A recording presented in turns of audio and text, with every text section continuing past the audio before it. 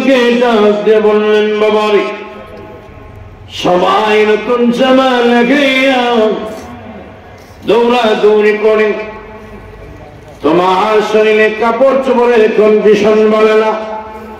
বাবারে তুমি কান্না কান্না ভাব নিয়ে দাঁড়ায় আছো, তার কারণটা কি?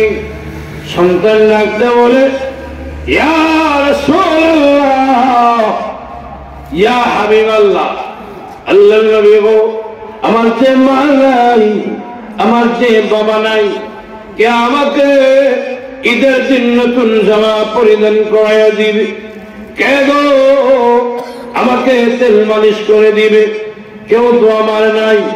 আল্লাহ নবীজি, এই জন্য আমি দাঁড়ায় আছি, আমার মার কথা আমি স্মরণ করছি, বাবার কথা স্মরণ করছি।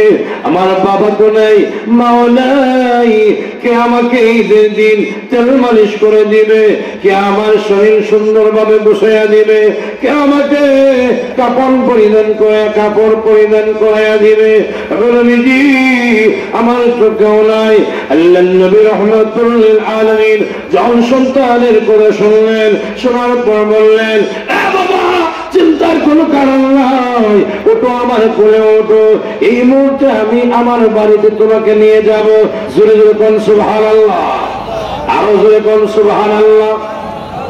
আল্লাহর নবী বলেন, সন্তান, এতিম সন্তান আল্লাহর নবীর সাথে চলে গেল। নবীজি বাড়িতে যাইয়া আয়েশাকে লক্ষ্য করে বললেন, আয়েশা তুমি গরম পানির ব্যবস্থা করো, এতিম সন্তানকে গোসল করায় দাও।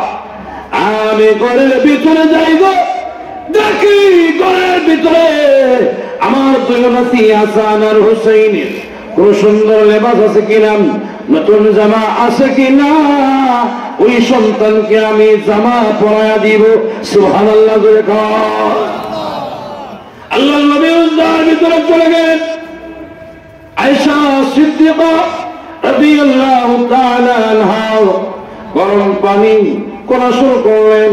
এক পর্যায়ে যখন গরম পানি শেষ হয়ে গেল, আয়েশা সিদ্দিকা রাদিয়াল্লাহু তাআলা আনহা ওই সন্তানকে গোসল করাইয়া দিলেন।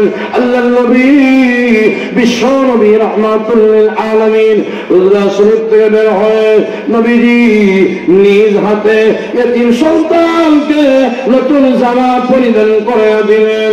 নতুন জামা পরিধান করাইয়া সন্তানকে বললেন, বাবা রে, এই মুহূর্তে ঈদগাহ থেকে রওনা হয়ে যাব, তুমি আমার কোলে আসো, তুমি আমার কোলে আসো।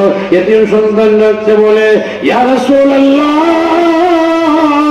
ইয়া হাবিবাল্লাহ, আল্লাহর নবী, আপনি তো দু জাহানের সর্দার, আপনি দু জাহানের সর্দার নবী, আপনার কোল মুবারকে আমি উঠবো, আমার বেয়াদবি হবে, আমি উঠতে পারবো না।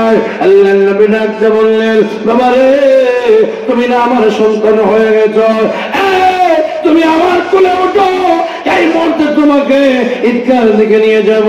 যখন আল্লাহর নবী বারবার রিকোয়েস্ট করেন, তখন এতিম সন্তান বাধ্য হয়ে আল্লাহর নবী বিশ্ব নবী রাহমাতুল লিল আলামিনের কুল মুবারকে উঠে গেল। যখন আল্লাহর নবী ঈদগাহ থেকে রওনা হয়ে গেলেন, তখন যাদেরকে আগে দেখেছিলেন যেই সন্তানরা দৌড়াদৌড়ি করা শুরু করছে, তারা যখন দেখলো যার বাবা নাই রে, সে তো দেখা যায় হায়াতুল নবীর কুল মুবারকে আছে। আর তারা আফসোস করে, যদি আমার মা না থাকতো, আমার বাবা না থাকতো, তাহলে আমিও তো রাহমাতুল লিল আলামিনের কোলে ওইটা যেতাম, আমার ভাগ্য কোলে যেত। ওই সন্তানরা এইভাবে আজকে করা শুরু করে দিল। আর আল্লাহর নবীর কুল মুবারকে এতিম সন্তান যখন উঠেছে, নবী ঈদগাহ থেকে রওনা হয়ে গেলেন। আল্লাহর নবী রাহমাতুল লিল আলামিন যখন মিম্বরের উপরে উপবেশন করেন, মিম্বরে বসলেন, এমনি নবীজি এতিমদেরকে কত ভালোবাসেন, কত মহব্বত করেন। আল্লাহু আকবার।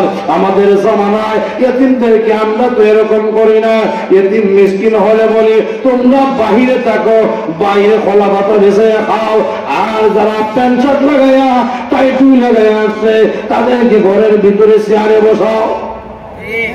আছে এদিনরা মিসকিনরা আসে সিন্নি বাড়িতে সিন্নি খাবে, তখন দেখা যায় তারা সিন্নি পায় না, বড় বড় পেট বলা যারা টাই লাগায় আসছে